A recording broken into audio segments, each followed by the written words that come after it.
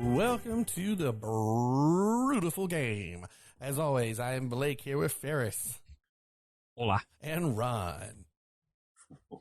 What's happening? What was that? I don't know. It was like our Saturday morning cartoon or cereal commercial. It's like Tony the Tiger. Yeah, it's the Brewtiful Game. Soccer and beer. Soccer and beer. It's great for breakfast. That's pretty great. Since that's what Ron's having this morning. We're doing a switch up. Ferris and I aren't doing AM beers. It's Ron doing AM beers. But you're 13 hours ahead, so it still tends to work out. Ferris and I still have those 7 a.m. beers.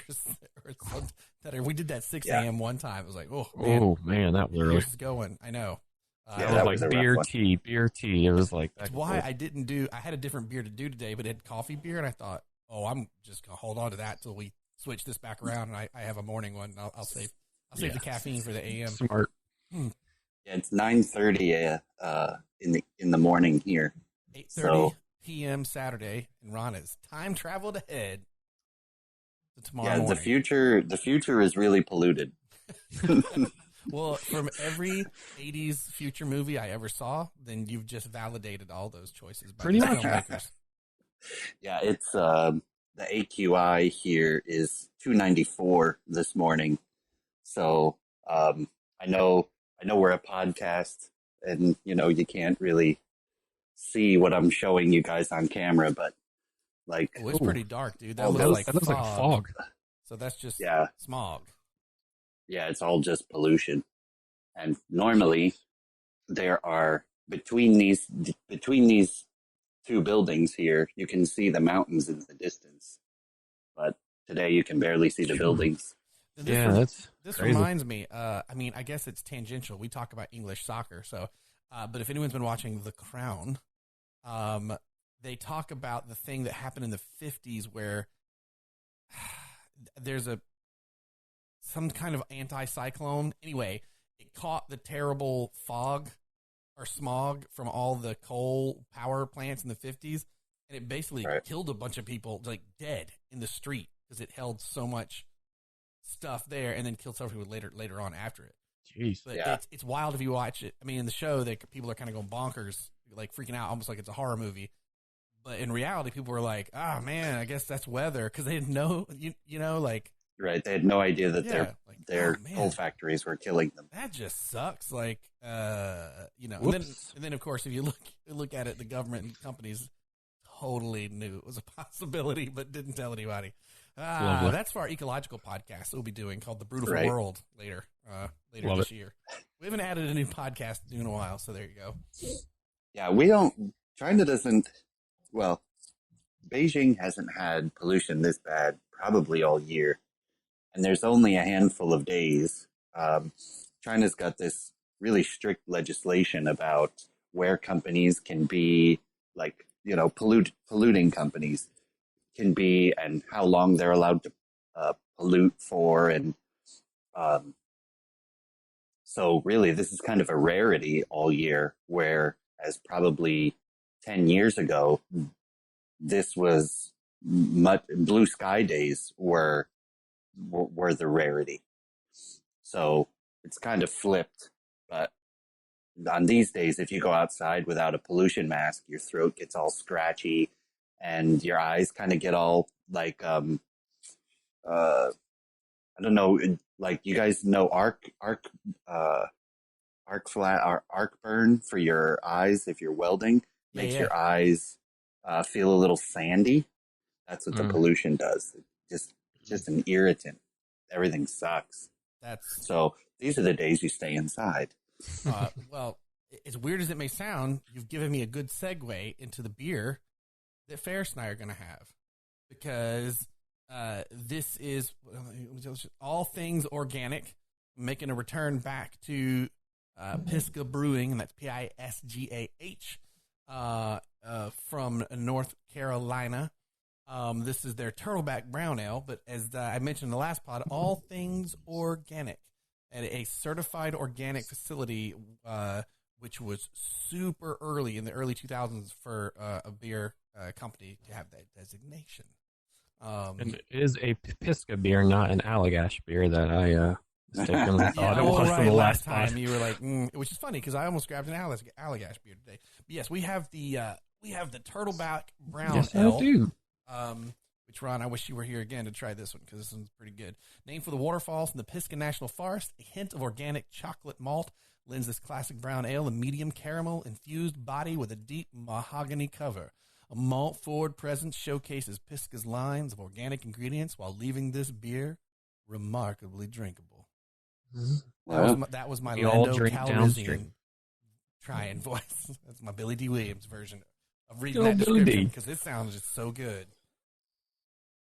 Oh, I like that it says on the side, it says ingredients: water, organic malts, hops, brewer's yeast, 69% organic ingredients.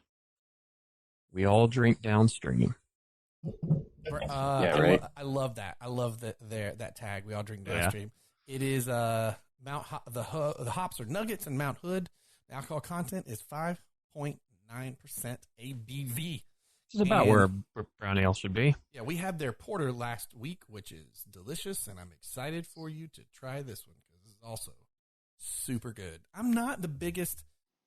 I may have mentioned this before in pods. Brown ales I'm a little iffy with. It's kind of like Martins I'm a little iffy with. I like malt. I don't like super malt. I'd rather have super hop than super malt. And I know there are people that are the other way around. So brown ales are a little iffy for me. I don't like them when they're too sweet. I think this one like hits the spot really well. And I'm going to pour it in I'm throwing back to the World Cup 2018 Russia glasses. I love it. I'll be doing it in a straight from Ireland Guinness glass. Brilliant. Well, it's not Guinness. It's good for a brown ale, and it says my name etched on the side of it there, Michael Ferris. You can see that. Oh, well, that's just... My sister brought it back for me a few years back when she went to Ireland. All right, Ron, what do you got? I almost grabbed a Chinese beer tonight because I forgot you gave us one that I'm still sitting in my fridge. We may have had on the pod.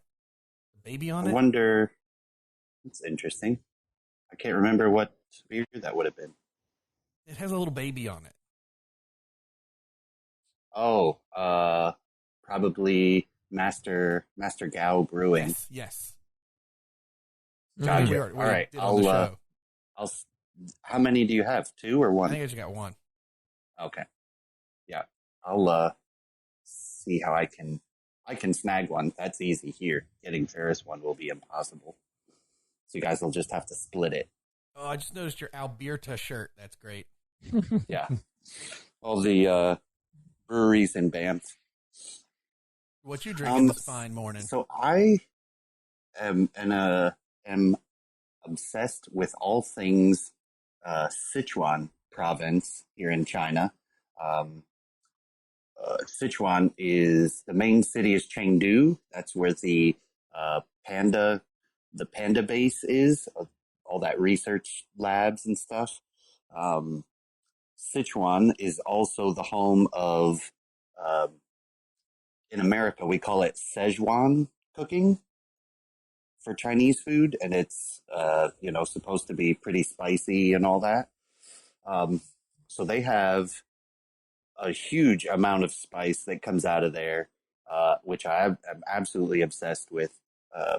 The spicy food and the spicy hot pot, but they also have a really slick little brewery called Dao Brewing, and they make probably just about 21 beers, and I'm drinking their single hop mosaic New England IPA. Ooh. And New England IPAs have made it all the way to China.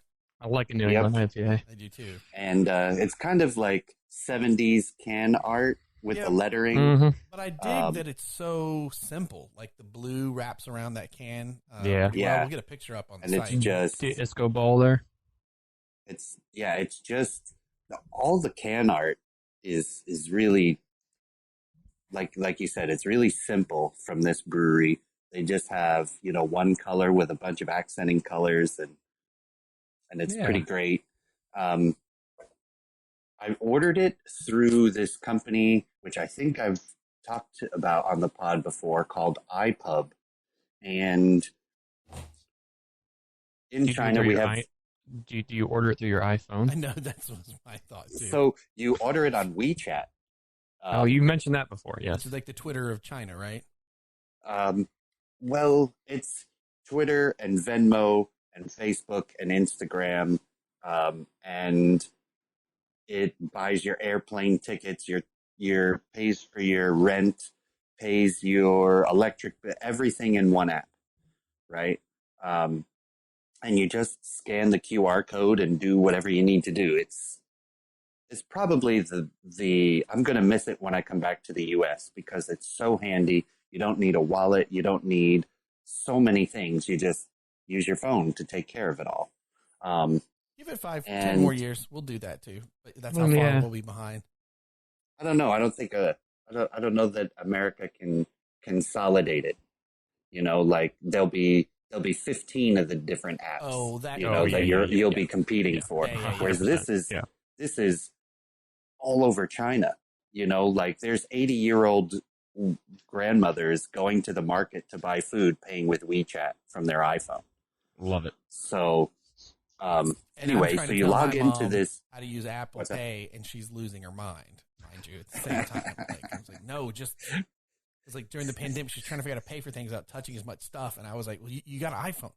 So use your Apple Pay. And there's a whole comedy sketch in me trying to make that work. Yeah. Hey, they're vaccinated, by the way. Oh, my parents that's awesome. got vaccinated yesterday. My mom actually got her second vaccination as well. Sorry, I didn't even. That's a funny story. You go and finish your beer thing because I'm going to come back to that because that's actually a podcast-worthy story of how my mom got her vaccination. It's actually a pretty good comedy. Awesome. Well, so the very long story short is you just scan the QR code and then follow them, kind of like you would on any other social media, but you have a specific chat with them, and you just type menu, and their current menu and price list pops up, and a picture of each beer with a description, and then you just pick the beer you want. It asks you how many you want, and then you put your address in there, and you ship it. So we got... I think I got a 12-pack and got a whole bunch of different beers from breweries all over China that you can't, the distribution rules are kind of different than it works in the U.S. You don't have a distributor like we have the middleman, right? Here, these people sell their products directly to the various chain stores and restaurants and stuff. So that's why it's so easy to get, because everybody just mails everything. No distributor at all. If the people like your beer and they want to carry it in their restaurant, they just talk to you. You don't have to go through, That's nice. So it's really easy now to get a hold of all these beers from all over China because of that app. So I've been ordering a bunch, and this will be the first one off of the app to have a go. That's pretty good. Well, gents, shall we give this a try? This is a brown ale in New England. Think we should. Thank you, Blake. One other quick thing. Check out. Look at that. It's the old school top. Oh, that's interesting. Oil can looking vibe, man. Yeah, where you just peel that tab right off. That's crazy. And the whole thing comes off, yeah? Yeah. Oh, guys, that was a good 3-cracker there. Good one. Yeah, and it comes off. Ooh, there it is. Yeah, look at that. Oh, man. This brown ale's looking tasty. It's literally like quintessent like brown ale. It is brown as can be, but not. It looks like a consistency of a lager. Like this is what. Yeah, you can see through it. You know what I mean? It's not so dark. Yeah, this one's a brown ale for sure. Burning a hole in my fridge. All right, gents. Cheers. Cilantro. Oh, it smells so good.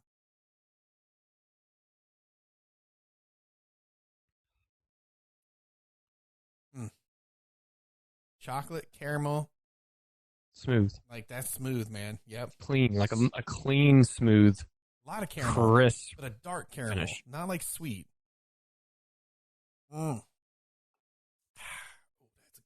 Late caramel.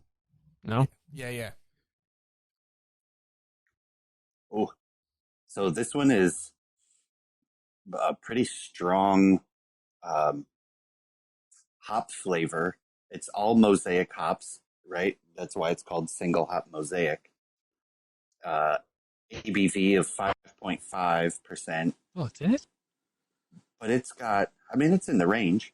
Yeah. Usually IPAs are anywhere from 5 to, and then you can get the crazy ones that are like 8% or something.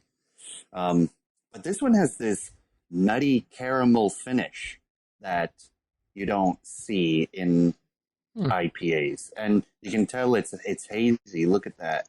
Look at that color. Oh man, that thing is thick. Oh yeah, that thing. I mean, it is a New England IPA haze though to it. Mm-hmm. It's quite good. It's just that weird kind of nutty caramel flavor at the end that is not normally in the flavor profile for a New England IPA. It's quite good though. I got no complaints awesome. over here. You what? I said I got no complaints over here. This beer is fantastic. No, it's very smooth. Probably you get too smooth. Probably gonna go down quick. I might need a second beer. Yeah, my second beer is not a new into the pot. It's just a beer I need to get out of the fridge. Exactly. Gotta get it out of the fridge. I'm sure I'll make it to that one. All right, gents. Beer's done. Should we move to the soccer? Soccer. I mean, you've sent us a good little content page over here. Yeah, we got a lot of soccer. A lot of soccer. Yeah, we do. Little Premier League, just a quick FA Cup update, and the return of the Liga's roundup.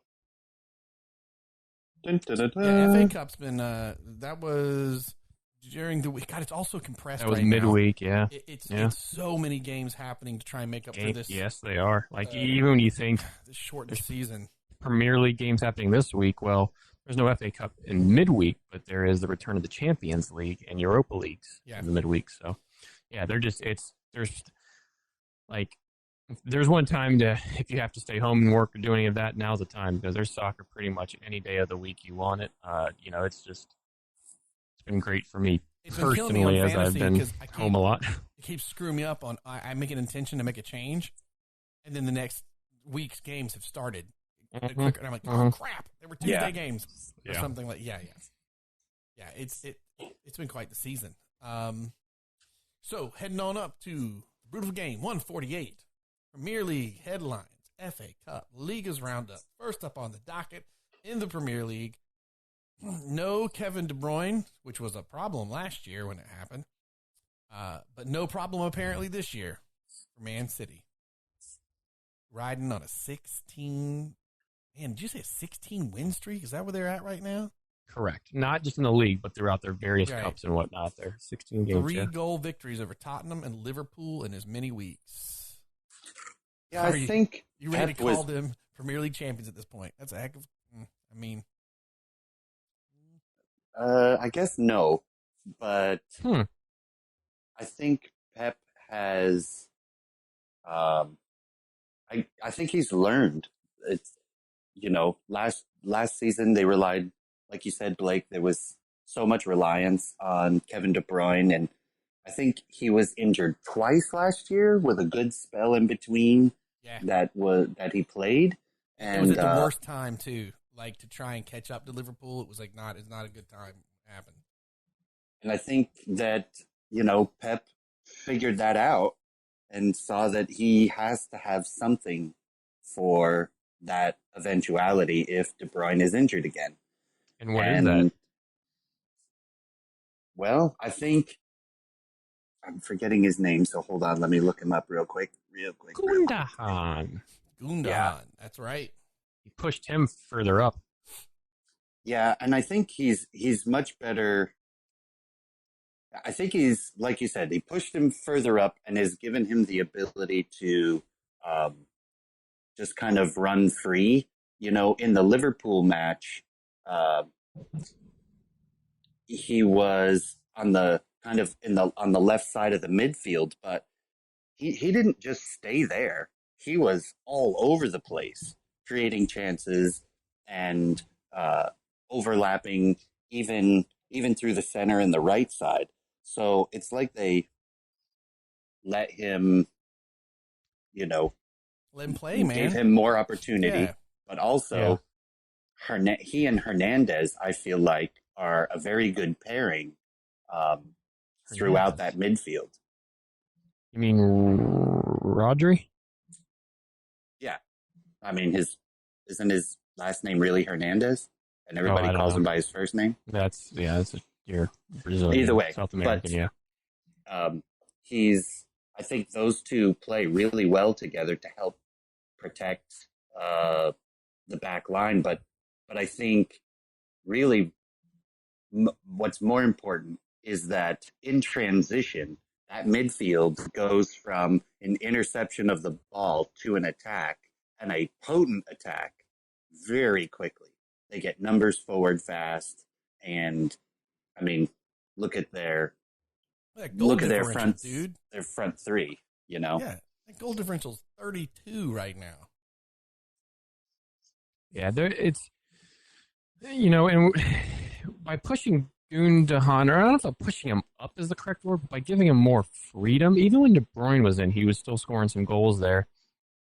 It's interesting because they pushed Phil Foden out to the right or the left, depending on wherever they're playing Sterling.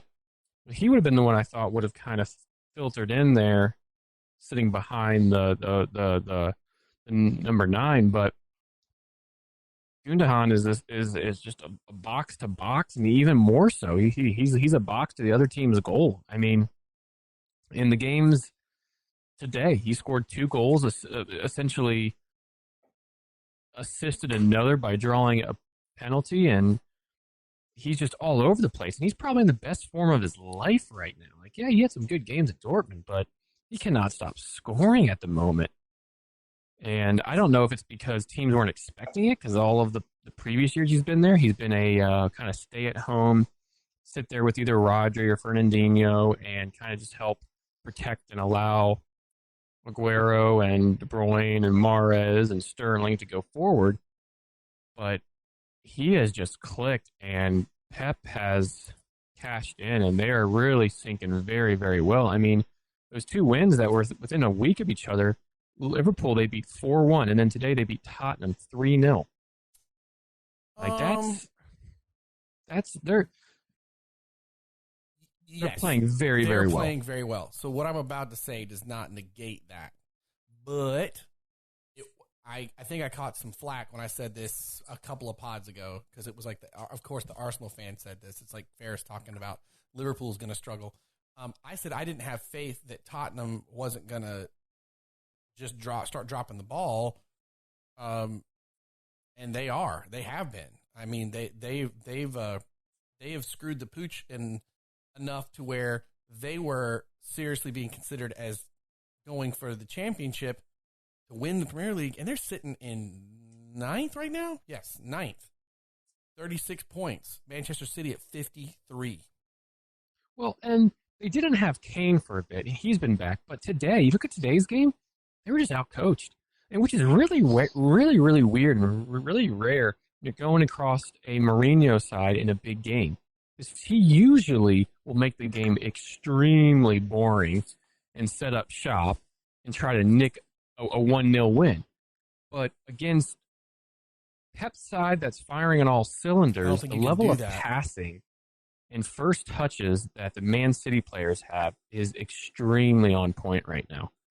And they picked apart Tottenham like, I don't know if anybody's picked apart a Mourinho side on purpose. I mean, like, I'm not the biggest Pep fan, and I'm honestly more a Mourinho fan, but he got out-coached today because Kane was there, Son was there, Mora was there. My fantasy team had a midfield. They knows they were there because they shouldn't do much for me this go round. Yeah, exactly. I think they're firing all cylinders, and I mean, no, I don't think I can call them Premier League champs quite yet. There's still, a lot of games to be played, but hey, man, they're firing really well right now. You know what I'm going to say? Watch out for them Foxes, man. Watch out for them Foxes, Man City. Yeah, they're hanging around. I said early on this could be the sneaky team. They could go for it because right now Man City is on fire, but consistency from beginning of the year to now, Leicester's still one of the most consistent teams from the get-go. They haven't had they've had a bad game here or there. They haven't had slumps. You know, they haven't really had any of those. Correct. Like other clubs Correct. have. They haven't had long runs of losing multiple games in a row. They've lost some odd ones, but not exactly what you're talking about there. It's like tortoise and the hare, man. If they can just slow and steady, there's a shot they could try and win this sucker by like a point or two at the end of the season, you know? Right. I mean, and like here's kind of their form as of semi-late. So they beat Southampton a few weeks back 2-0. They beat Chelsea 2-0. They then draw Everton 1-1. They then lose 3-1 and get pretty much demolished by Leeds. But then they win 2-0, draw, win 1-0, and then win today 3-1. So, yeah, Blake, to your point, they're not, if they lose one or they lose one and then draw one back to back, it's not turning into another loss after that. And they're not going through these 5-game periods of matches where it's all losses or draws. Well, so that's where Liverpool's sitting. Right. Tons of draws have held them to where they're at. Like games they should have won. They haven't really lost much, but just a ton of draws. Well, they have 6. They have just as many losses as second place Leicester has, and all the teams kind of in their area with Chelsea, West Ham, and Everton. But the big thing for them is the draws, where Leicester has 14 wins, 4 draws, and 6 losses. Liverpool has 11 wins, 7 draws, and 6 losses. So the difference in 3 more draws puts them 6 points back. And today, you talk about a 6-pointer for those teams that are usually at the bottom of the table. Today, in the Leicester and Liverpool game, it was a 6-pointer for Liverpool. And we can go on to that now if you guys want, but Klopp essentially in his post game conceded. He conceded the Premier League title in kind of a emotional post match press conference that you could just tell he's just like, so again, we don't have it this year. Can they keep the Canes and stuff where Kane would love to get a trophy? We've talked about this before. Yes, he's a Tottenham boy through and through, but like at some point, they'd like to go win something. Well, going back to Tottenham for a sec, they're in the Chupacabra Cup final, so that's possibly hardware for them. I believe, are they still in the FA Cup or did they get knocked out? I think they got knocked out last. Yeah, they got knocked out last go, and they're still in the Champions League, or still in the Europa League. So we'll see what kind of trophies they got knocked out. Possibly win. Who'd they get knocked out by FA Cup? Everton, right? That 4-3 game. Yeah, and then it depends. Yeah. No, they didn't go to depends. They got knocked out in extra time. Yeah. 4-3, dude. That game was crazy. So when was the last time that Tottenham actually won anything? Like actually lifted a trophy? Oh. Early 90s is my guess? I don't know. It's some date that Arsenal fans still yell at them and chant at them, something like that. I think it was like early 90s, or it may have even been pre-Premier League era. Yeah, I think the only thing consistent this year is change and inconsistency, right? I know that sounds weird, but so many teams, I mean, Chelsea fell to, at one point, 12th. Now they're back in 5th. Look at teams like Leeds United, who are in, they'll lose 2 and then they'll come back and win 3 against people they have no business winning against, right? Absolutely. All you can count on is that not one of your matches, no matter who you're playing, is a given, right? Especially in this year. Leeds plays Arsenal tomorrow, and that might be a given for them. that could be given for them. But I mean, look at even Sheffield United. You know, they're at the bottom of the table, but they just came off, you know, winning 2 back-to-back matches that they had no business winning. You know, so like, sorry, my alarm. So you can't count on. That's why I can't say that Manchester City is going to win right now. You know, they're playing great, but so much weird stuff has happened in this Premier League season that, you know, I mean, you just can't count on anything, whether you're up or whether you're down. No, and I was going to say, I was trying to pull up the list of some of the recent, but in the last 2 or 3 weeks, I mean, there's been a bunch of like, oh my God, they won that, or, you know, like these blowouts that have happened. You know, with Leicester today. Burnley beat Crystal Palace 3-0. I don't really. Yeah, that was a surprise. Leeds United leads over Crystal Palace 2-0. Leeds, I think Leeds beat Manchester United. That was a little while ago. I don't know. I just think it's from Leeds. Hold on. I thought we demolished them last time we played them. Did we beat them like 5-0 or something? 6-0? I don't know. Hold on. Oh, and to answer your previous question, the last time Tottenham won anything was 2007, 2008. They won the League Cup, Chupacabra Cup. It was called the EFL Cup or whatever it was then. And they beat Chelsea, I believe. Is it still the Carabao Cup, 2-1. Right? I don't know what it was called then, but their head coach at the time was Juande Ramos. And I'm sorry, what year did you say? 2008, 2009. Is that what I said? So over 10 years. 2007, 2008. Yeah. So over 10. That was the League Cup. Up until then, they hadn't won the FA Cup. They won it in the 1990-91 season.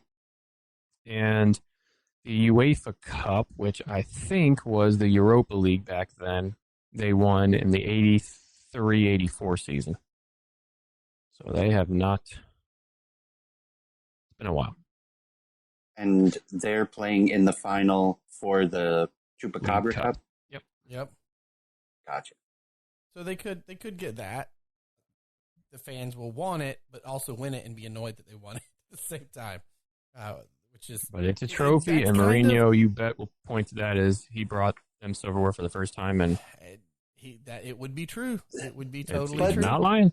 But they're playing Man City, so the chances that they're going to win that are not that high. It all depends after today's result. Yeah, it all depends on how serious Pep takes this, and I think he'll. I mean, I don't know.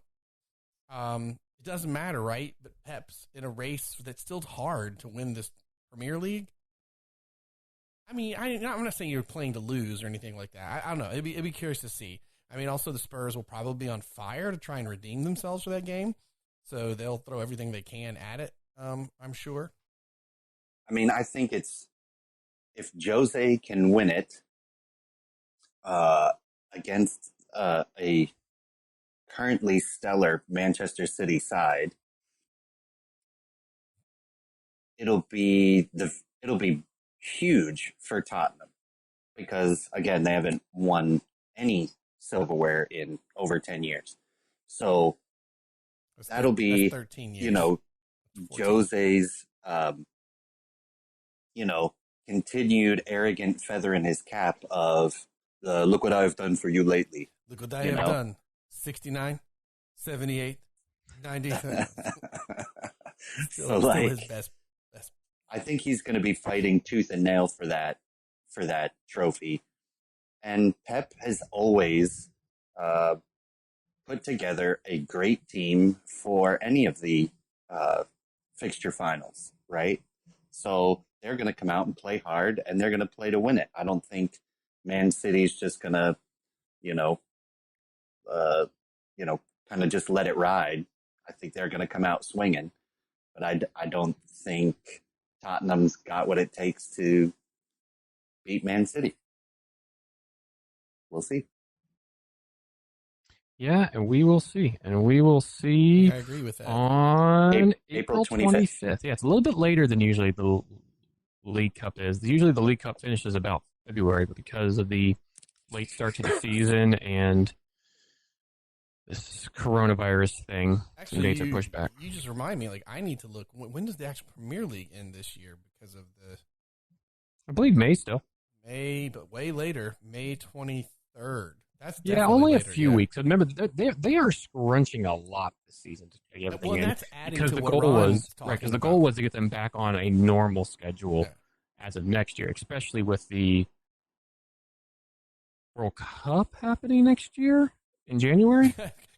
Question mark? Well, Question mark? I mean, normal schedule only for it to be ruined by the World Cup. It will Right, be in the- but then England would essentially go on a winter break like a lot of Europe does to do Yeah. the World Cup tournament. So, But the World Cup tournament happens in the summer when the leagues are basically off.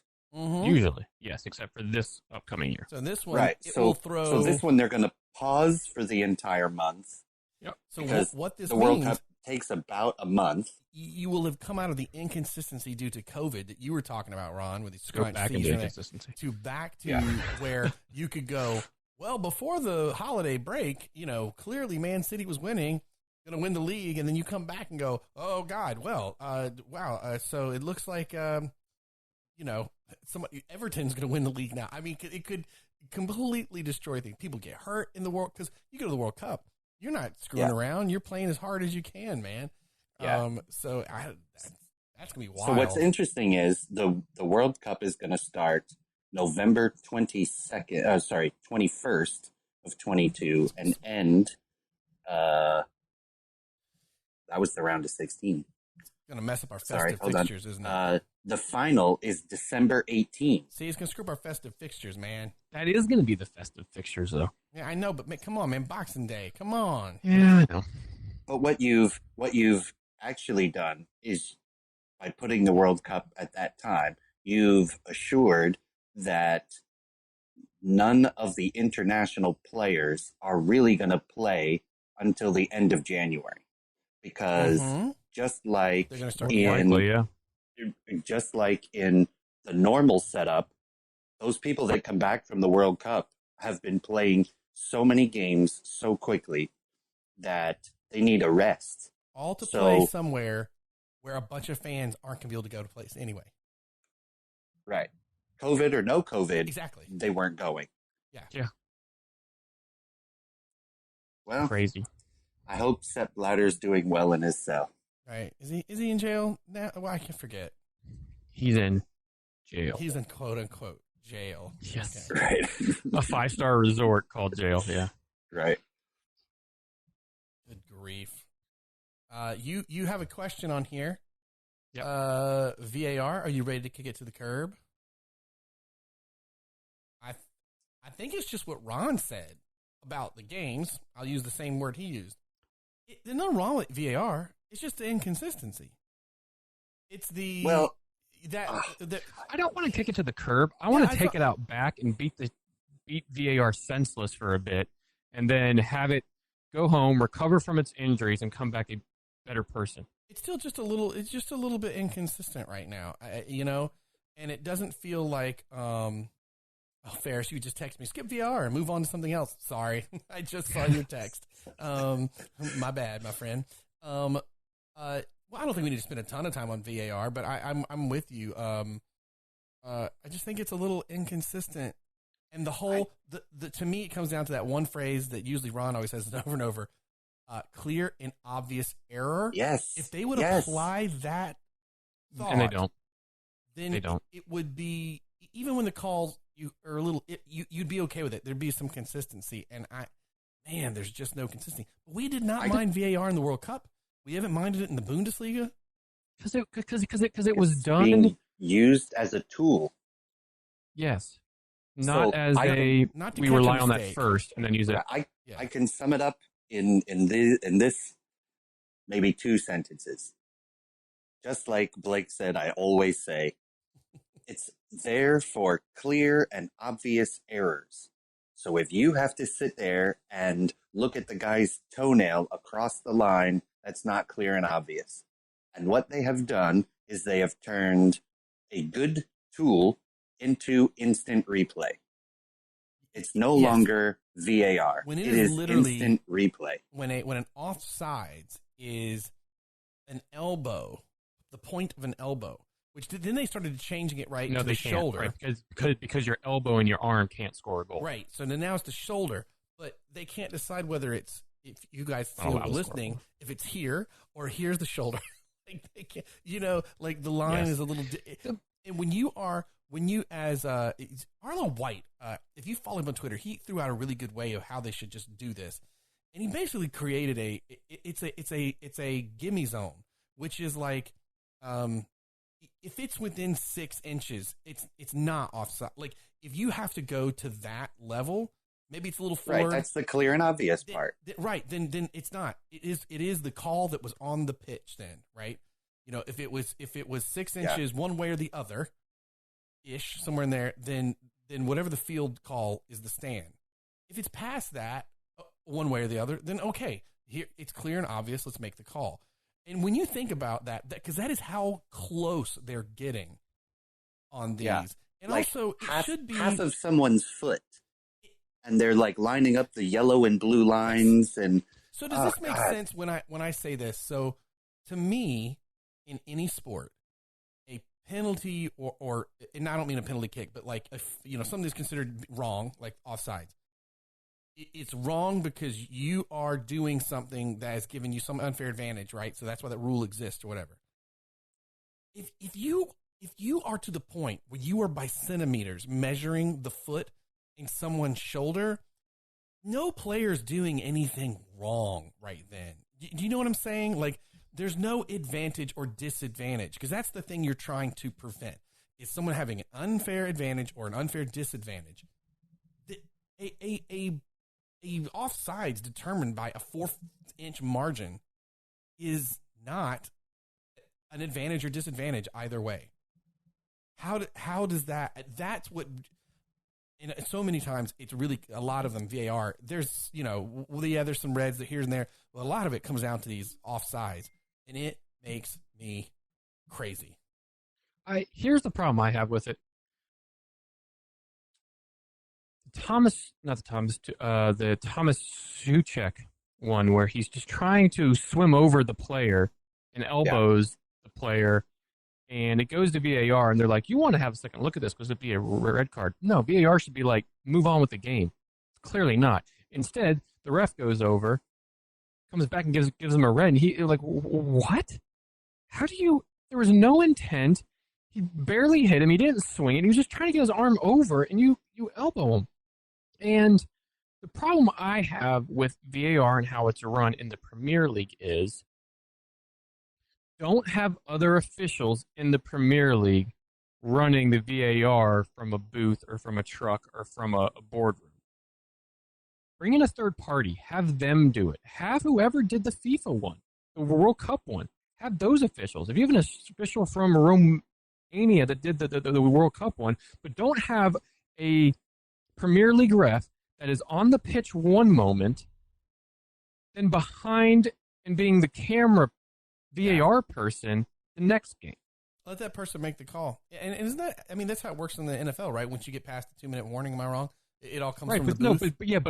But you don't have refs that are on the field one week, then in New York in the replay booth the following week. From my understanding of the NFL, right. I see what you're saying. They ref and they stay on the field the entire time. They then call for those that have been trained or those that have been promoted or moved to the booth to stay there. But they're not switching places every week. And now you have Mike Dean, who was on the pitch one week, is now the VAR ref. The second it comes within such a close margin of error, as Ron said, it is now instant replay. It is not video assist referee. Yes. It's just instant replay. Yes. The only other thing I will say about that, especially with the Thomas Suchek one, the red card was overturned and people came to their senses and saw afterward it wasn't on purpose. What I do not like, though, is we can have a healthy argument and we can disagree and we could do whatever, but Mike Dean and his family should not have death threats to them because he made a bad call and he made an error in a game. Welcome to Yep. Internet 2021. That is, come on, guys. Like that's, we can be passionate and we can have our points and be very, very, very passionate about it. But it's a game. As the Like last, it's not. Don't put out threats to somebody's life and their family's lives because he made a bad call. The red card was overturned. He's back. Yeah, it sucks. It sucks, and we can argue it till we're blue in the face, and that's what the pub talks about. But the minute you start to, it's a game. Stop. well, you would have hoped that like this past 12 months would have made people a little more cognizant that what is Raj from the Brewtiful Game always say? I think he takes the quote from, I think it's from Klopp though. I think Klopp said football. For the men in blazers, you mean? Yeah, but I think he took it from Jurgen Klopp saying football is the most important, non-important thing. Yeah, I love that. It's like, which is why he loves it. He's like, but in the end, it is still just a game. But it's very important to me. It's the most important, non-important thing. Correct. Yeah, just chill out, guys. It's a, and that's, and in a way, yes, sure. A couple years ago before VAR, did we have episodes where we argued over calls? Yes, but I don't know. It's tough. Like you said, I think it's I didn't call Ferris that night. Oh no. Say that since he was wrong, I'm going to put a brick in his window. Sorry, Yeah. I didn't mean in that respect. I meant in what I was going to say is that without VAR, a bad call would happen, and we did kind of move past it quickly. Threats aside, I don't mean that. Yeah, that stuff sucks. I just mean in terms of like the validity of VAR at this point, right? Like on one hand, you could argue, well, it used to be nice that you kind of just would move on, right? And VAR almost makes these bad calls or whatever you want to call them drag out for much longer than they used to be. I mean, referees have always they got death threats back before VAR. You know what I mean? Like, yeah. Do you know who? But there is a good way to do it, and I think we saw it. That World Cup, we were also impressed. It was used so sparingly, like it was a precious thing, and I think that's the difference. And only when needed. Yes. Yeah. Because now, if you think about it, how many times does a player squeak through the line, become 1v1 with the keeper, put it past the keeper, and then they kind of run to the corner flag and they wait because they know it's going to be reviewed, and they may have a subdued celebration at the time, but then it's being reviewed to find out if it was actually a goal, and there's no more excitement. So they call it a goal, and then everybody just kind of walks back to the middle of the field. It sucks. I hate that. It's taking passion out of the game. And the linesmen now are being told, keep your flag down, even if it's offside. Let the play out, and then put it up, which can lead to all sorts of injuries, this, that, and the other. If you know it's a blatant, call it. It's I get, because again, if it's supposed to be for obvious, clear and obvious error, then if you see a blatant offsides, call it. Just call it. Yeah.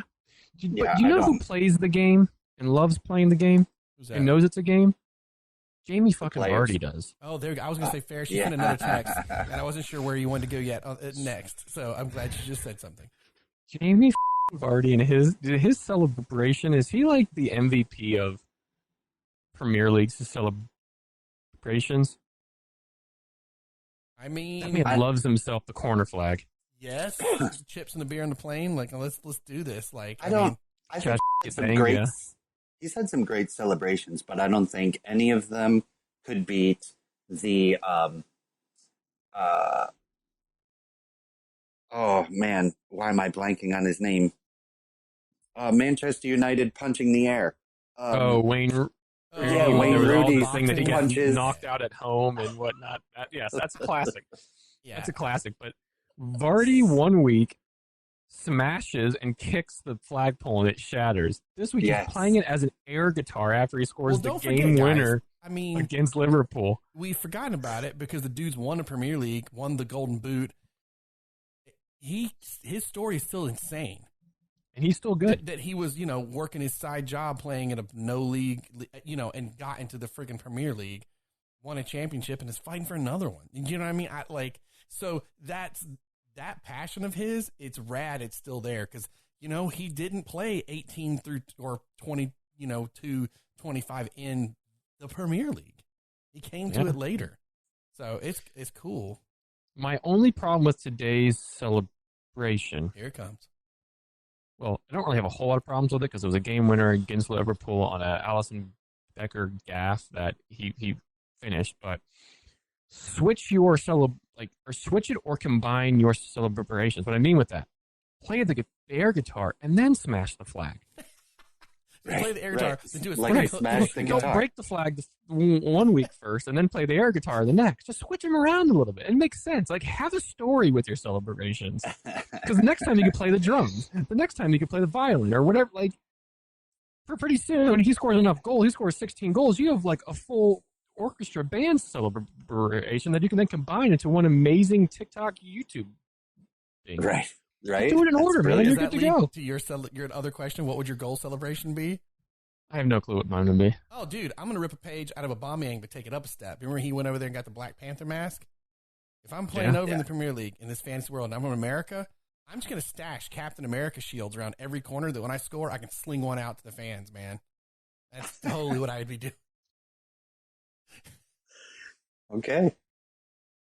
I don't know. I would probably I would call myself down and have the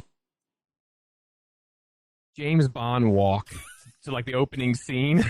Right. But make sure that wherever I pointed it was towards the camera somewhere. Camera guy that knows it's coming. Yes. That would be pretty funny. Ron, you're gonna fence the flag on the corner or something. Yeah, I think I would probably I'd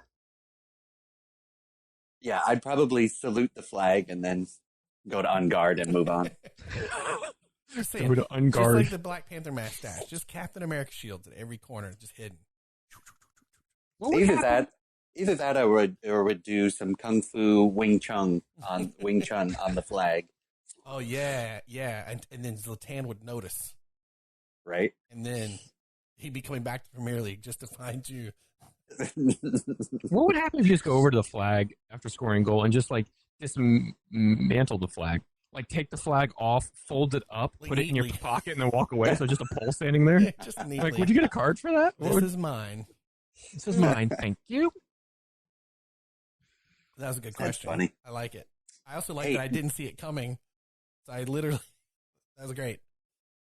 So can we? I have a quick fun stat about VAR. If we could go back to that real quick, I'll read these down really quick. Total overturns this season in 80 overturns.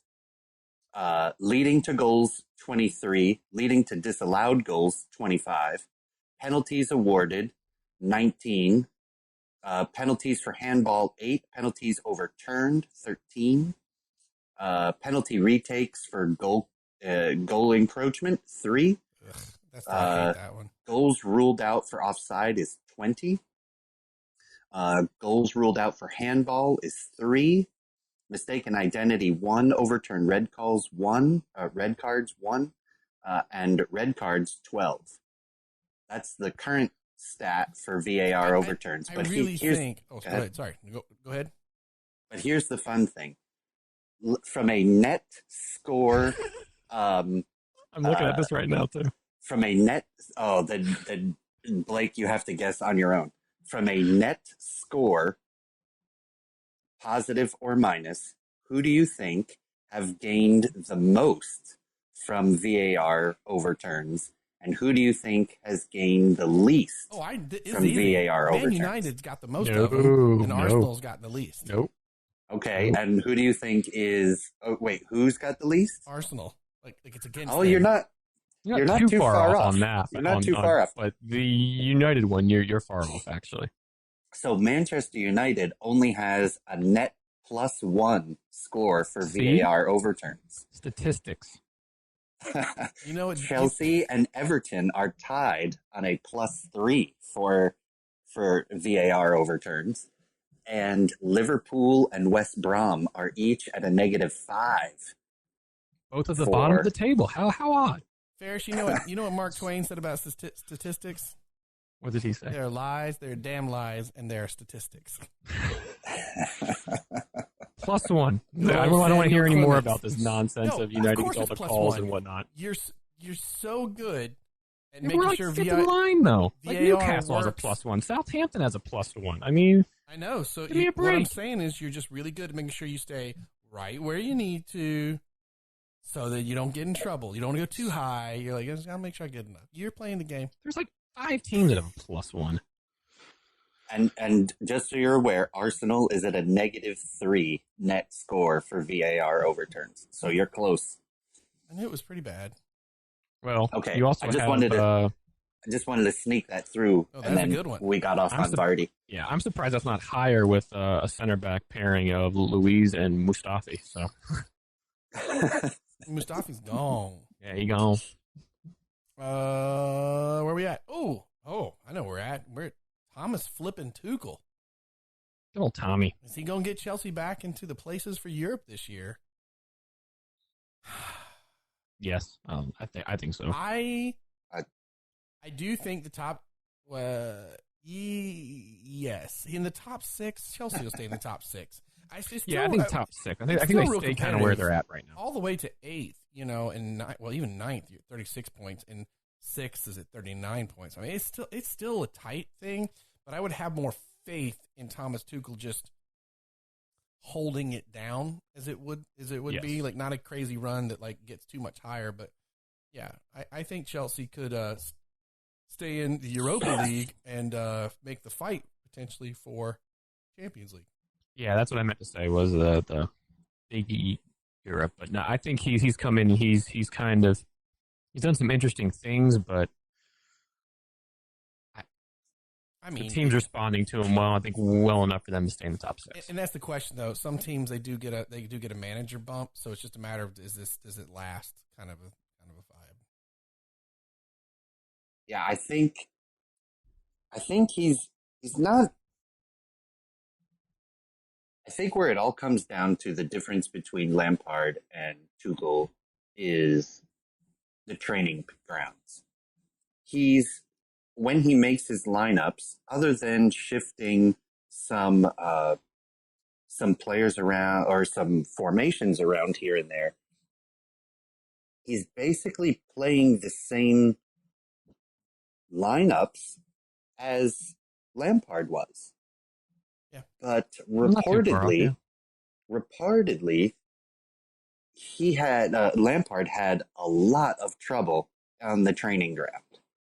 And I think that's where he was slowly eroding his base, the ground he was standing on. And, there's a pretty funny video on the Chelsea website or the Chelsea Twitter page where Tuchel has them playing soccer with tennis balls and taking shots on goal and tennis balls. And at first, all the Chelsea players are like, what are we doing? And I think he's just a better training manager than Lampard was. I think his tactics are also better than Lampard, but Lampard has only been a coach for, 2.5 seasons? If that, yeah. So I think that the team is pretty solid and we have a lot of talent. It's just getting them to play together. It's getting their confidence back up. Timo Werner is gaining more confidence. He's still putting shots high and wide, but he doesn't look so down after missing it, right? I think Chelsea as a whole is slowly building a lot more confidence. Not to say that they're not struggling because they just played Barnsley in the FA Cup and they struggled. Tammy Abraham put one in the 64th or something like that to that was the winner, but that was against the run of play and we were still struggling.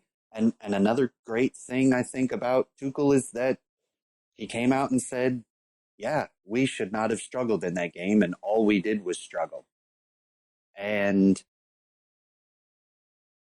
I think he's a little more straightforward. I think he's a little more in line with the Pep Guardiolas and the Klopps of the world, as opposed to maybe who's the guy for Burnley? God, what's that coach's name? Oh, Sean Dyche. Yeah, Sean Dyche. Ginger Mourinho. Yeah, I think that though that they're a little more laid back and a little more like, oh, things will be great, things will be fine. Whereas people like Klopp are like, nope, no, we sucked, and here's why we got to fix it. Yeah. You know, case in point, he just, you know, conceded the Premier League, saying, you know, we're just not there. So I think he can keep us in the top 6, but I don't think we are going to be the epitome of consistency throughout the rest of the year. In other words, it might come down to the end. Yeah, I think we're going to fluctuate. We're going to have some good times. We're going to have some bad times as Tuchel figures out what he really likes. I mean, I can't imagine what the summer transfer window is going to look like for a lot of these players, who he's going to keep, who he's not going to keep. Allegedly, there's a lot of problems with Rudiger right now. Rudiger has been in an kind of an awful run of form. That own goal with him and Mendy in the Sheffield United game was just unbelievable. He just expected that Mendy was coming out, and he tries to toe poke it to him, but just puts it right past him into the net. Yeah. No communication. You know, and Rudiger's getting burned on the left side a lot, and I don't know. It's just, I'm surprised he didn't leave in January. Yeah, there was a lot of rumor that he was going to go, but didn't end up going. And especially, I understand why he didn't, especially if Tuchel is going to take Chilwell and put him in the midfield and not in the backfield, right, along the back line. In the Sheffield United game, I think they went with a 3-4-2-1, which is kind of what one of the formations I talked about a couple of weeks ago that I expected that they would go to. The other was the 4-3-2-1, where he could let, you know, Jorginho and N'Golo Kante play that kind of double 6 role. That one I haven't seen him try yet. But at the end, I think we're in, you know, right now we're inside the top 5. I think we'll stay inside the top 6, but I don't think we're going to seriously compete for the title of the league. We're just not consistent enough. We don't have enough confidence yet. But I think we will be pushing forward for, you know, FA Cup and our place in Champions League and Europa, especially for next year. And let's just throw a little shout out to the other club in London. There's a shot that West Ham United could end their season above Arsenal, Tottenham, and they could end above Chelsea. Yeah, Wouldn't that be wild? Yeah, I think you're going to start to see them fade out as we get into crunch time. You say that, Premier League, but here's the thing: below them is Everton, Aston Villa, Spurs, Leeds, and Arsenal. All clubs that aren't consistent. Yeah, but so I even mean, if they fade a little bit, right now the clubs below them all have tendencies to do the same thing. Right, but if they fade a little bit, they're down in 9th. Well, that's it. But yeah. I mean, that's that means so like so whole... they could, but they're having a good season so far. Lingard, who I'm not the biggest fan of, scored a brace on his debut, and he's kind of had an instant impact. But we'll see. It's still he had something to prove in that match. Yeah, yeah, he did absolutely. Still about 15 games left in the Premier League, so should be an interesting one from at least 2nd through 10th, 11th. So where do you guys think Leeds United finishes? Right where they're Considering, yeah. considering they're kind of they have they have an all-out attacking style play. It's all or nothing. right there. They'll win some, they'll And if they do some. end in 10th, that's huge for them. To get just promoted coming up, and come yeah. in at 10th, and to play that way, to play a, hey, we're going to go all out. We don't care how big a boy you are. Kind of like Bournemouth did when they first Yes. came up. Yes. Yeah. I think they could end there. Anything here or higher is just gravy, I think, for them. I mean, that's huge. It still looks like our bottom three is it. I mean, everybody can kind of relax a little bit, I think, 17 up, because that's not going to change. That's what it is. Yeah, 10 points out of separates the 17th place Newcastle United, who at this current time wouldn't be relegated, and 18th place Fulham on 15 points. Brighton, Burnley, and Newcastle going, thank goodness. There's teams worse than us. Yeah, somebody is worse than us. Yeah, and I don't think they're gonna get better. All the Aston Villa fans are going to be excited that West Brom is hitting the deck. Oh yeah, that's true, man. It's probably I hard have to The a believe. Midlands Derby. I have a friend here in China working on the project with me who is a huge Villa fan. And we often have quite fun and heated discussions about Villa and Premier League and VAR and all those kinds of things. And we're actually having a discussion at this party last night about Villa and how essentially the undoing for Villa is that if you just all out attack them, they can't stand up to the pressure. But if you sit back and let Villa come to you, they're gonna beat you. And he's, by and large, he's correct. I love a good supporter that can just lay out their team exactly. Yeah, and every time he talks about his rivals there from, I guess he said it's like across town. You're either West Brom fans or Villa fans. Not a derby game, but yeah. Yeah. And every time he just curses. He says their name and curses. It's pretty funny. Well, it's my favorite thing I still see online is when Arsenal fans write Spurs with a little asterisk in the middle, like it's a curse word in a comic book that you're cutting out. It cracks me up. I love it. Just makes me laugh. But I would tell you, again, if you're not an Arsenal fan, that Ars blog or the Arscast Extra podcast is just very funny right now. The angrier things get, those dudes, they're pretty funny. It's quite enjoyable. Arsenal TV is just too depressing to watch anymore. Or Arsenal fan TV, I should say. Okay, where does that lead us down to, Ferris? Want to cover the FA Cup real quick? Yes. What the I'm gonna what? open another beer real quick though. The FA Cup. What's your next beer? One that we've had on the pod before with a lovely gentleman's face on it by the name of Jeff Goldblum. That's right. From Tactical Brewing, Must Go Faster. It's an Imperial New England IPA, 9.3%, dry hopped, double dry hopped with Sabaro and Citra hops. So, one left in the fridge. So I don't know. Beautiful. Chug this back. Can you take a picture of that beer and send it to me? Yeah, I think I did, but yeah, I'll do that again. Just so last night we had our Chinese New Year party, and I was telling Blake this a little earlier before we got on the pod. And there's a lot of us that live in this kind of hotel. We're kind of living like Gossip Girl, we live in these like kind of company paid for suites. And for the Chinese New Year, that's amazing. What's that? Gossip Girl reference was amazing. Yeah. So this theme for this party was you could pick a country or fictional land and create drinks and food for it. And we just hop around the hotel and go to each person or people's rooms and have this party. So these people did Isla Nublar, which is the island in Jurassic Park and Jurassic World. So they did their entire place like Jurassic Park.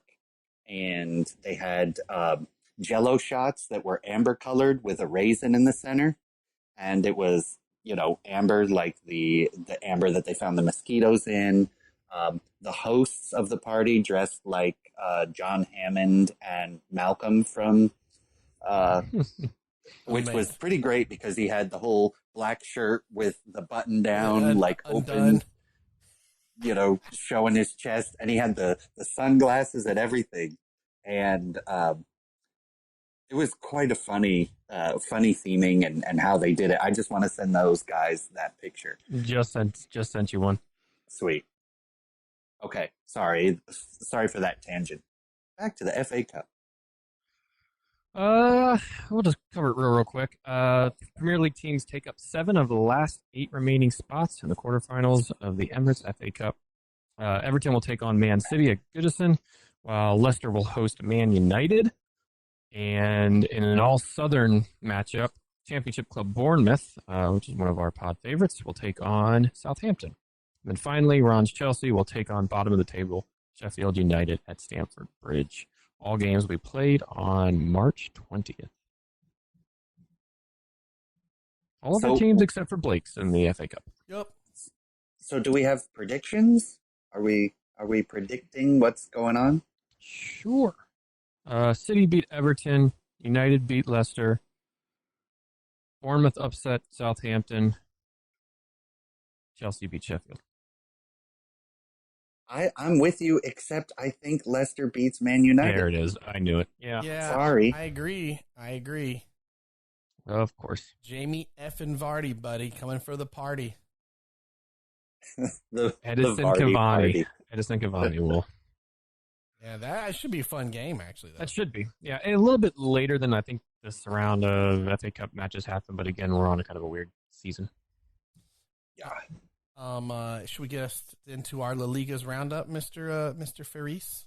Sure. It's been a while, but some interesting stuff has happened.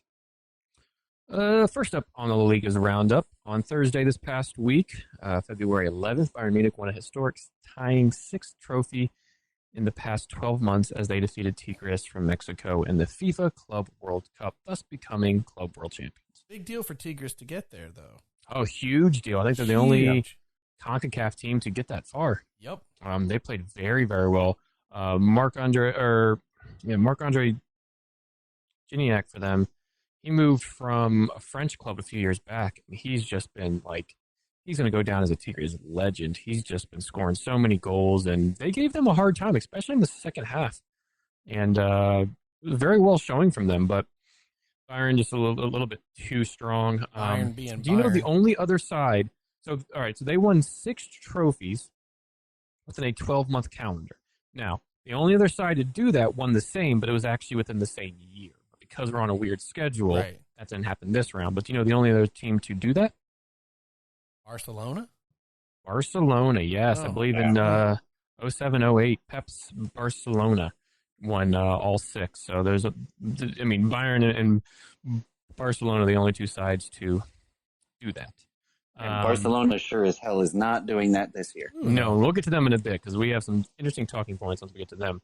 But in the Bundesliga, it is Bayern who topped the league table during match week 21. They currently sit 4 points ahead of RB Leipzig with a game in hand and a plus 22 goal difference, while VfL Wolfsburg and Bayern Leverkusen complete the top 4 for the Champions League places.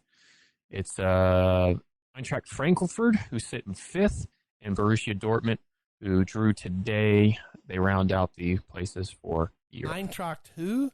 Eintracht Frankfurt? I could have sworn you said Frankfurt, and it was killing me. I didn't say that, but I don't think I said it exactly as... I was dying. I was like, did you say Frankfurt? Frankfurt.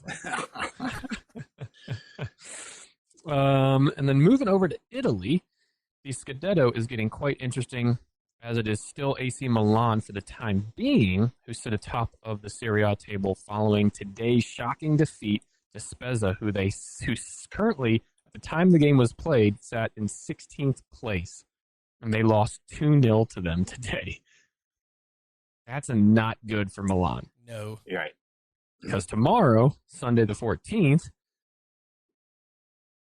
Inter Milan could jump their crosstown rivals as they have a chance to do so against 6th place Lazio. You have to go all the way down to 3rd, gentlemen, to where the old lady sits and did not have that good of a day today as well, as the Turin club fell 1-0 to Napoli, who now only sit 2 points behind Juventus in 4th. So as much as Ronaldo's been scoring and as much as Juventus has been playing fairly well, big loss today. I think it was a Lorenzo Insigne penalty in the first half. Maybe it was the second half. I'm not quite sure, but it's not quite the Juventus running away with it like in years past. They're all pretty close together, and it's making the Serie A quite interesting. And the Rome clubs of Roma and Lazio, both sitting on 40 points, both on +9 goal difference, round out your European places. When Roma used to come down here and play all the time. Mm-hmm. It's been a while since I've seen those guys. They come down here quite frequently. And a lot of Americans making the move to Italy. Italy and Germany seem to be the place where a lot of Americans are going right now. A lot of them. And then we kind of failed to mention, because we don't talk championship so much, but Jordan Morris, yes, Paul Areola, both signed for Swansea on deals that they could extend, and with then options to buy. and then Daryl DK on a short-term loan to Barnsley. Well, we could even see Swansea get back in the Premier League. We could, and if that's the case, they probably want to keep Jordan Morris at least. I don't know if they keep Paul Areola, but definitely Jordan Morris. DK actually came on the second half against Chelsea in the FA Cup. Didn't have the best showing, but you go from playing like 84 degrees, 94 degrees, nice, clean, watered-down pitch, bright sunlight, just humid and hot, to snowy, rainy, sleet, muddy pitch. It's a little different. Little different, so we can kind of excuse that. But all right. So I'll actually cover Spain last because we have some talking points there. I'll go over to, we Uber Eats it over to the Liga table over in France, where it is, of course, PSG who occupy the top spot on 54 points. Uber Eats, not the... They are the top eater of the Uber Eats. Yes. All gross. They are on a plus 54 goal difference. However, that is just ridiculous. It is. It is absolutely ridiculous. However, it is Lille who currently sit in second on the same number of points with a game in hand over the evil empire that is PSG, led by Lord Pochettino of Spurs. Blake, you're welcome. Dude, what if with that crazy stat that he does not get a trophy for that? I'm not going to lie. I have nothing against Poch, but that would be hilarious. Yes, it would. And Neymar, I think, is actually out a few weeks with injury, if I'm not mistaken. So that was my dad joke last time. The what? Remember, that was my dad joke last time. It's true. Yeah. He's my role model. Oh, God. Terrible. It's better the second time. Olympic Lyonnais are hot on both of their heels, though. They sit in third, only 2 points behind on 52. And Monaco and Stade Rennes rounding out your European places in the French Uber Eats Ligue 1 table. Uber Eats. All right, so then this moves us back to La Liga, right? To the Liga over in Spain. Atletico Madrid currently sit atop of the Liga table on 56 points with a plus 31 goal difference, and have a game in hand over Barcelona, who currently sit in second place, 8 points back. Now, both Atletico and Barca's rivals, Real Madrid, sit in third on the same number of points as Barca, while Seville sit in fourth. It is, however, Barcelona who have been playing quite well as of late, as they have won 7 league matches in a row, led by their $168.5 million a season talisman Messi, who has 8 goals throughout their good run of form. A season, that man gets paid $168 I'm sorry, 168 million essentially a season. Yeah, but hey, he's got 8 goals. That's true. Now, you can argue here, like, okay, he's probably the best, you know, the best player in the world. Wait, hold on, and has been for the past 10 Ferris. years. Ferris, hold on 1 second. 8, 9, 10. They just paid for it with the jerseys sold with his names. There you go. Yes, and correct. there's 10 seconds. Well, that's what happened. Well, you think that. So hold that thought for just a second. So that number comes courtesy of last month's article, which was put out by El Mundo, a Spanish newspaper, who obtained a leaked contract, which is the one that reportedly Messi signed back in 2017 and is set to expire this summer. Now, if it expires this summer, he leaves on a free. The best player in the world leaves on a free. Barca get nothing. Now, that's troublesome because when he signed it, it was a 4-year deal at a whopping $73.8 million contract. If this is true, making it the most expensive contract ever to be paid to a soccer player. Now, again, you can argue that he is the best, has been for the past several years, and will $500 million. That's where correct, and will easily go down, or will probably go down as the least top 3 to ever play the game, if not the top of the tops to ever play the game. So, is he worth all of that? For what he brought to Barca at the age of 13 and on? Yes, I'm not going to necessarily argue that. However, Barcelona are under heavy scrutiny as they have a $1.42 billion that have accrued that they are in debt by. Oh. They are $1.42 billion in debt.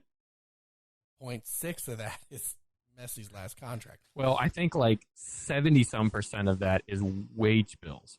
Reports are currently suggesting that Barcelona, one of the world's biggest and most recognizable clubs, is on the brink of bankruptcy. Good. Could you imagine? Man. See, okay, so here's the thing. Arsenal shirt sales cover some, but shirt sales aren't covering for $1.42 billion debt. That are listening, that have had a rough, like, 20 years, last 20, whatever. This is where that path that Wenger took with the business art was something that clubs would normally die for. 20 years in the Champions League. Yes, you wish there had been more trophies. Everybody does, but you could be on one of the most bandwagon teams in the world in the sense of it's like the Mets for soccer. I mean, the Yankees for soccer. Everybody knows Barcelona, and they could be bankrupt because they went so bonkers spending. Yeah, and they're not billions of dollars in debt. Jeez. Like, United are up there. They're absolutely up there. Tottenham are up there. Milan's up there. Atletico Madrid, Juventus, Fenerbahce. I mean, there are very big clubs. I don't believe United's. I'm seeing 568 million euros that they're in debt. So not quite. Now, again, this is the finances and reports are true from this newspaper, which I believe Barcelona or Messi, somebody's suing to this paper now. Barca came out and said, we did not release this deal and whatnot. It's a deal that is very staggering, and to any of us, very staggering. However, you think about it, you're like, all right, well, he's the best player. You can argue. I don't think he's the best player. I think he's number 2, but, you can I don't necessarily mind what he's getting paid.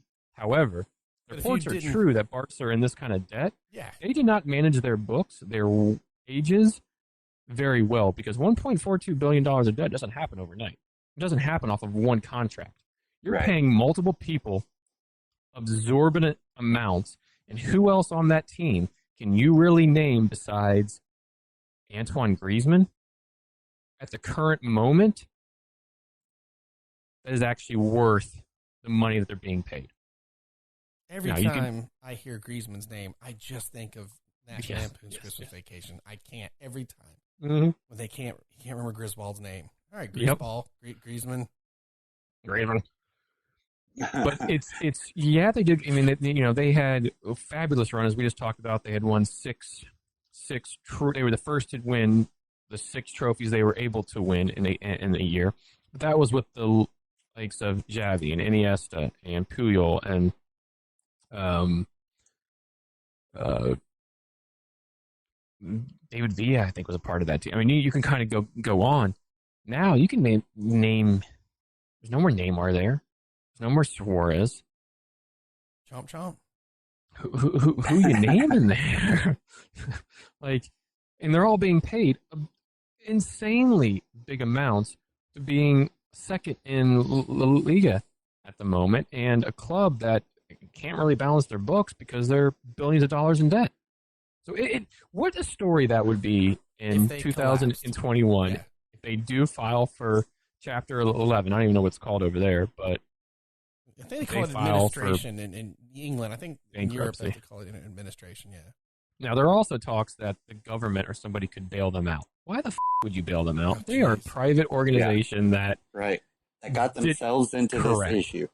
Hey, by the way, I'm not saying and again. Maybe you would help. Maybe you would help them for COVID issues, right? Because so many different places need, COVID relief because they're not selling tickets to the matches and things like that. But that I can't imagine that relief would be 1/64th of the debt of the total debt that they've got. Rod, 1.42 billion they owe. In 2017, they signed a $673 million contract with Messi.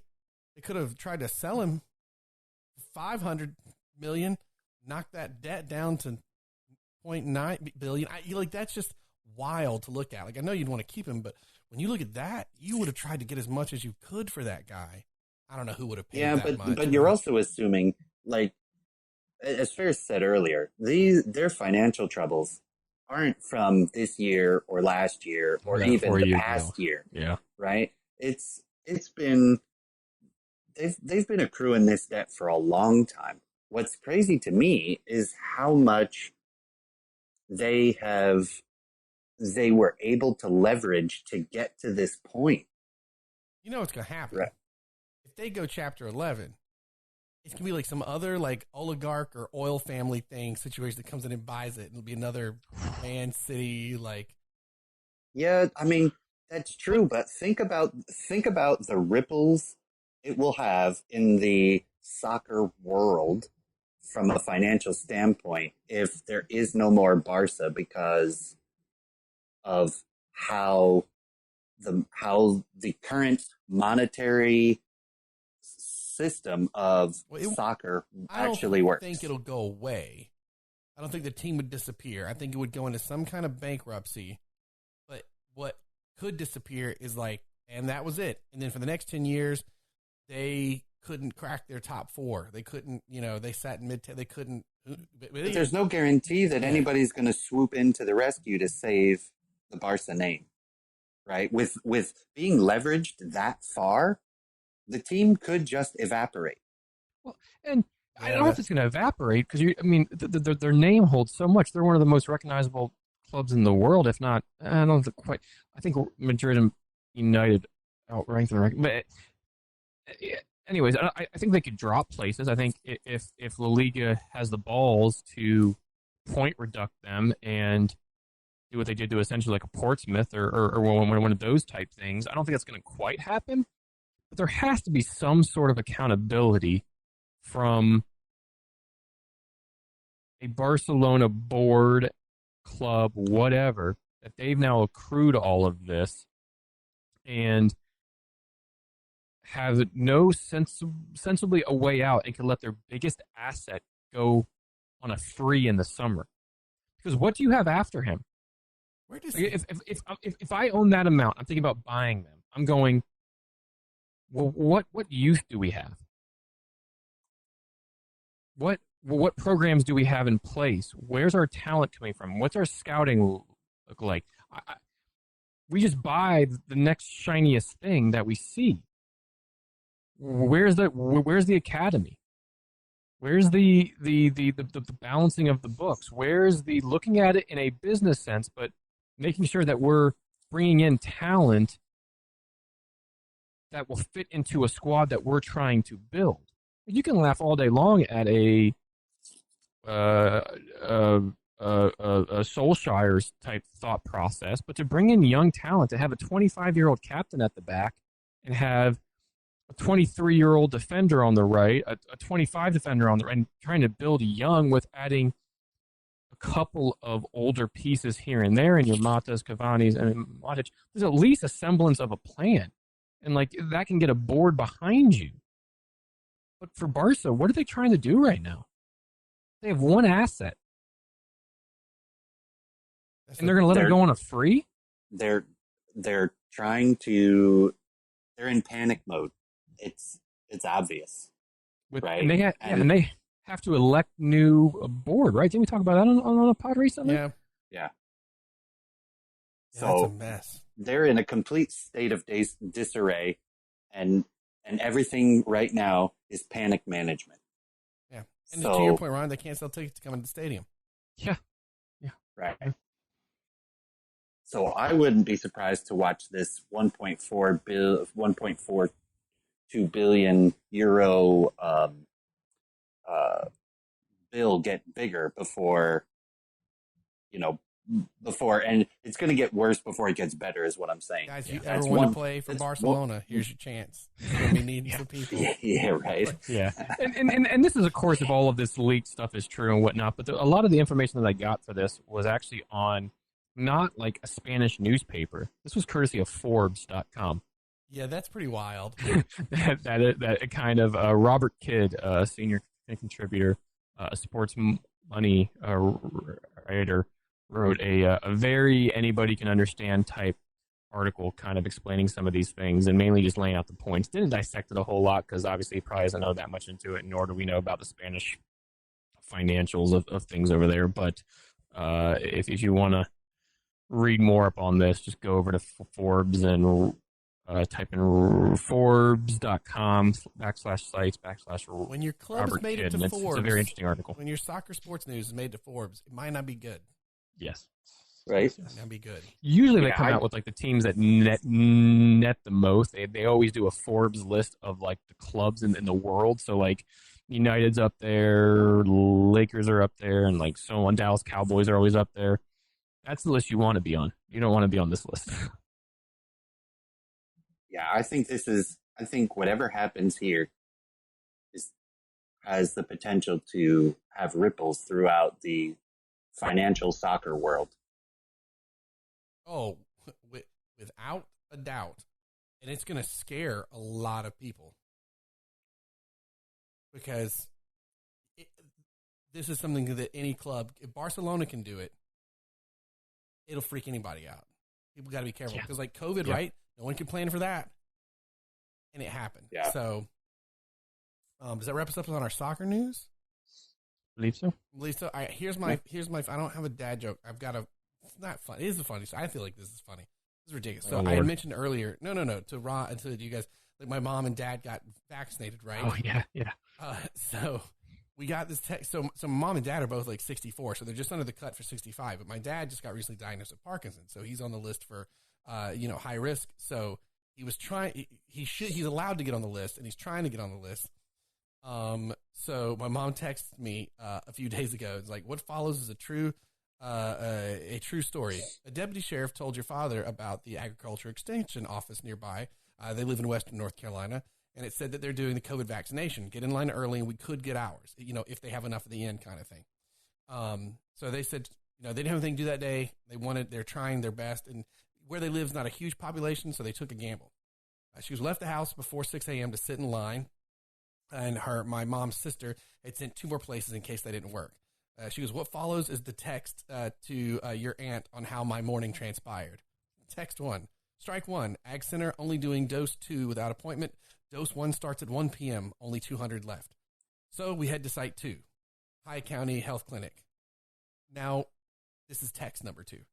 Sitting in the doctor's office. No vaccinations available today.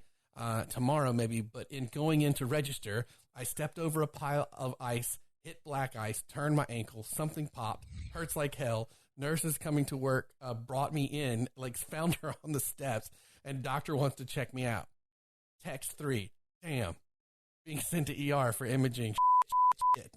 Doctor thinks it's a sprain, but did hear a pop, and doctor wants to be sure. Fourth text. Yes, High County Health feels so bad about me falling that they're going to give us a vaccination appointment this week.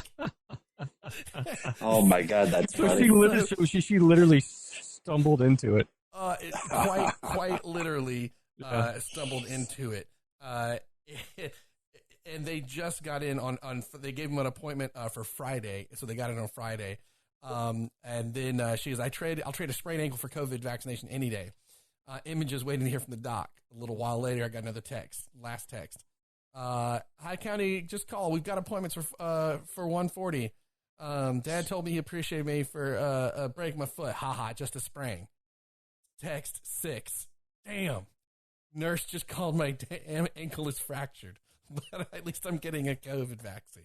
So my mom actually did totally break her foot to get this. Yeah. I was like, Mom, I feel bad for you, but I love the story ends well because I was kind of laughing reading through this whole thing.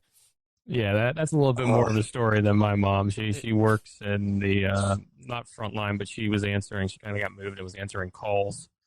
Not her normal job, but being able to go in and work safely answering calls during the bulk of the pandemic. So essentially a frontliner, and she got her second, was the Moderna one, I think, or whatever, and the second one took her for a loop, but it's definitely not as good of a story as literally falling into the vaccine. Wild. And we're happy because we're trying to go see them, and this makes things a little easier if we do. Yeah, that's awesome, man. Friggin' crazy. Boom. So that's us. Follow us at thebrewtifulgame.com. Check us out on Instagram. Check us out on Untapped. We'll have these beers up there. We'll also follow us on Facebook.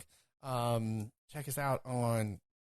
Is that everything? That's everything, right? Did you say the Untapped? Yeah, Untapped, man. We got to hit the Untapped. I think I said Untapped. Yeah, we've been a little quiet on there, which is shame on me in a sense. Quiet. But I've been quiet too. I just haven't had much beer. Been a little busy, so I just haven't cracked a can open lately. I've had a decent bit. I went to Bogan's on Friday for their IPA day. I had a whole bunch of IPAs that they're great brewery.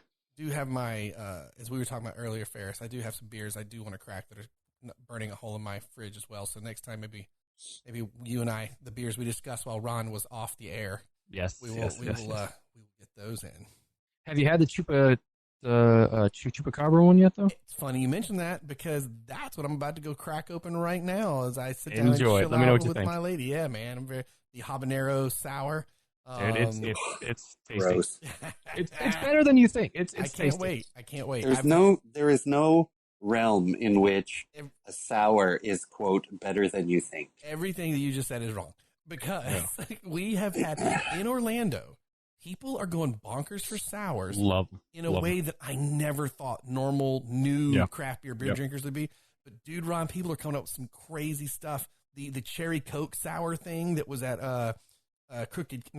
Broken Strings. My sister just sent me something that she was brought home some of that, and she was super excited and sent me a text. It sounds like I should not relocate back to Orlando. Yeah, there it is. See it, Ron? There's the can. The cherry cola funny. can. It's awesome. Yeah. That sounds gross. It tastes great, but if I describe it, you're like, that doesn't sound good. And it doesn't. It tastes like a beer's made with a cherry Pepsi or a cherry Coke, but it's so good. I don't anyway. And it's a sour? Yeah, Ugh. man. So, hey, Ron, good. It just means when you come back, we can expand your horizons. Oh, so many sours for you to be welcome back to the States. My horizons are plenty expanded, thank you. I might even have a sour after this beer. That's what said. That's only 10 o'clock. I mean, it's 10 o'clock at night for us, so I'm not doing anything tomorrow. I might have a soccer game at 9 a.m., but... So I'm going to get the Chupacabra rain all night.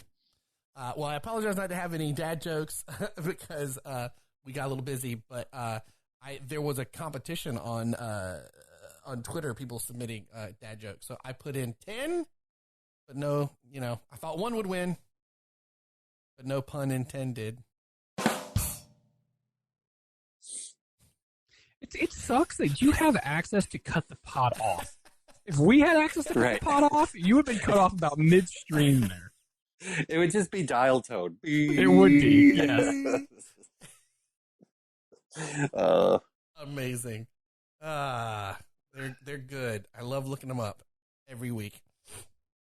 All right, gents. That was fun. Good pod. That was fun. Delightful. All right, y'all. Love the beer. Cherish the game. The Brewtiful Game. Cheers. Cheers.